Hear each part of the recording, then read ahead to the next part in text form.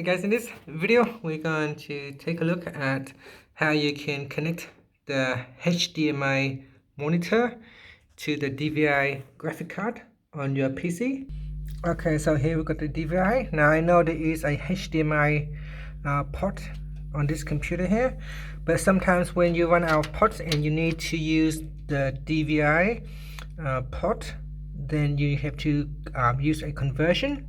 So what you need is you need to get one of these HDMI to DVI adapter cable. This cable will allow the conversion of HDMI to DVI. Okay, so here is the cable. You can purchase this online or from Amazon. They are fairly cheap, and that will allow you to convert your HDMI monitor port and connecting to the DVI graphic card on the computer. Okay, so here we are connecting DVI. So I'm in the HDMI to the DVI here.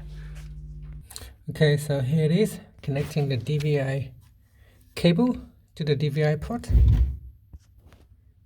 So I'm going to start up the computer now.